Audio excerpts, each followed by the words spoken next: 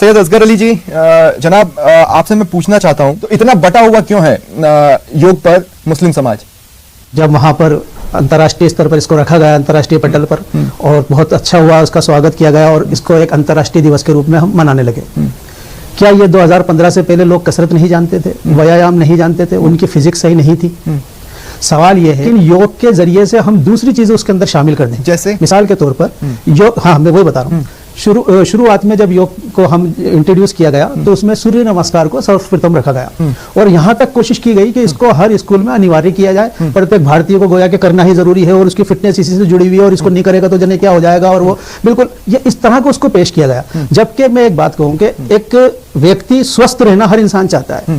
मोहम्मद साहब ने भी फरमाया कि तुम अपने स्वास्थ्य को बेहतर जानो इससे पहले कि तुम बीमार हो जाओ। कुरान भी इस बात के लिए कहता है कि तुम्हारी फिटनेस बहुत अच्छी होनी चाहिए। मोहम्मद साहब दूसरी जगह कहते हैं कि कमजोर मोमिन से ताकतवर मोमिन बेहतर है, हालांकि दोनों में खैर है। लेकिन सवाल ये है तो क्या इस्लाम उसके जरिए से कोई खास, सूरज तो विज्ञान है। हाँ हाँ बिल्कुल, एग्जैक्टली, लेकिन सूरज तो विज्ञान है। मेरी बात मैं बता रहा हूँ आपको, सूरज विज्ञान है, धरती विज्ञान है, चांद तारे विज्ञान है, लेकिन ये किसी की ड्यूटी बजा रहे हैं। वो सृष्टि का जो निर्माता है उसी के आदेश पे ये चलते हैं। इसीलिए इसको समय समय पर जब हम कहते हैं कि सूर्य को ग्रहण लग गया, समय समय पर ये बता दिया जाता है श्रेष्ठा द्वारा कि इसके अंदर कोई शक्ति नहीं है। अच्छा, आपकी जानकारी में सूर्य नमस्कार होता कैसे है? सूर्य नमस्कार के जो भी 12 स्टेप बताए जाते हैं और जो बताया जाता है, सबसे पहले उसके सामने खड़ा हुआ जाता है, उसके आगे, और फिर हर स्टेप के साथ मंत्र बोले जाते हैं और बाकायदा उसके अंदर सूर्य के कई नाम के साथ उसकी बड़ाई की जाती है। अब मैं देखिए एक चीज बता दूं आपको, हमारा कुरान ये कहता है कि ये सूरज और ये चांद ईश्वर की निशानियां हैं, ला तस्जुदू, इनके आगे सजदा मत करो, इनके आगे मत झुको, मंत्र मत बोलिए। हाँ, वैसे तो मैं आपको बता दूं कि मंत्र बोले नहीं जाते हैं। अगर आपको नहीं, आपकी जी, क्या आपकी जानकारी में मंत्र बोले जाते हैं जैसे गायत्री मंत्र हैं जो लगातार बोले जाते हैं, ऐसा कुछ है?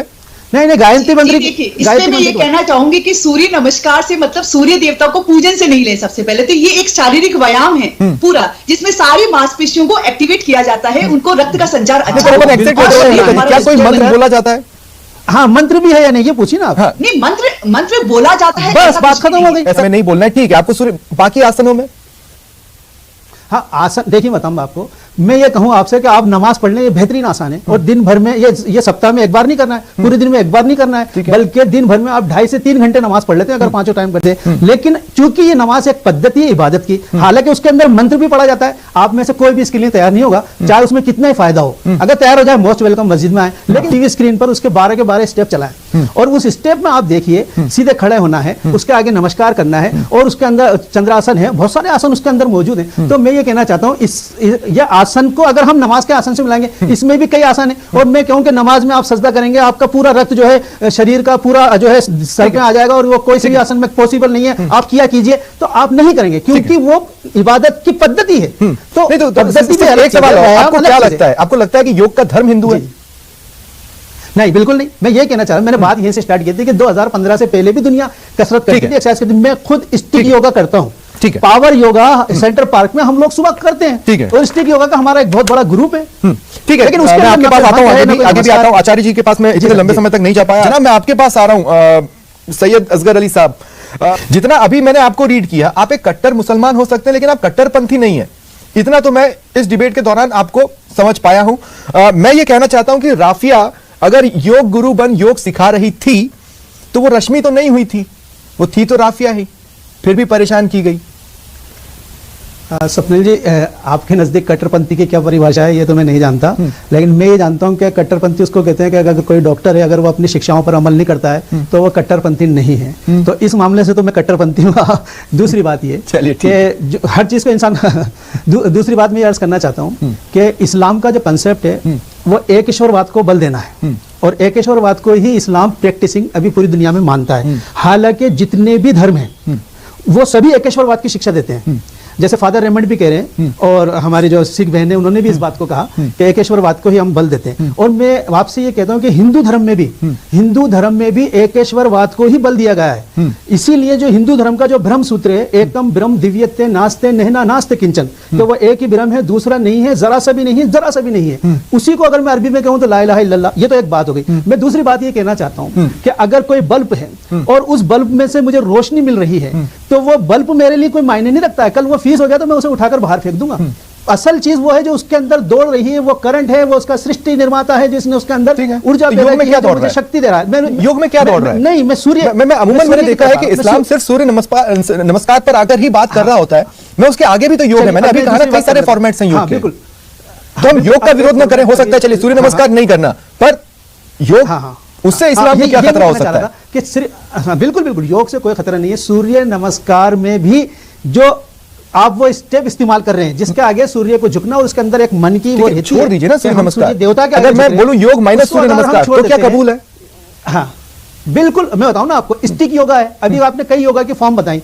स्टिक योगा हम पूरे सेंट्रल पार्क में हम ही लोग हैं जो करते हैं, पूरे सेंट्रल पार्क में। आप कभी भी आइए 5:30 बजे, हम आपको मिल जाएंगे सेंट्रल पार्क में। स्टिक योगा हम बाकायदा कर रहे हैं। दूसरी चीज मैं ये कहना चाहता हूं, क्या जो भी चीज हम करें, देखिए करें वही जो हमें उसका जो उत्पत्ति करता है वो हमें बताए। मिसाल के तौर पर अगर कोई फिजिशियन हमें बताता है कि तुम्हें यही एक्सरसाइज करनी है तो हमें वही करनी हो चाहिए, ये तो बात मानते हैं। अब मैं आपको एक बात बताता हूं, श्री राम जी से हनुमान जी ने पूछा कि मैं ये कुछ स्टेप करना चाहता हूं, मुझे आप बताएं कि मैं कौन कौन से स्टेप करूं।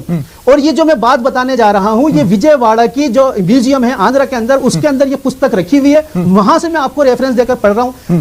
श्री राम जी भक्त हनुमान से कहते हैं कि प्रथमम तारकम चेवा, सबसे पहले सीधे खड़े हो जाओ। ये जो काम आप करें उसके पीछे अथॉरिटी होनी चाहिए और उसके पीछे दलील होनी चाहिए। यहां श्री राम जी क्या कहते हैं? प्रथमम तारकम चेवा, सबसे पहले सीधे खड़े हो। द्वितीयम दंड मुच्यते, दूसरे क्या करो? दंड मुच्यते करो, यानी कि अपने शरीर को पूरे दिमाग पे लाके और दिमाग पर धरती के आगे टिका दो। तृतीयम कुंडलिकारकम, तृतीय पोजीशन जो आप अपनाए वो कुंडली मार के बैठे।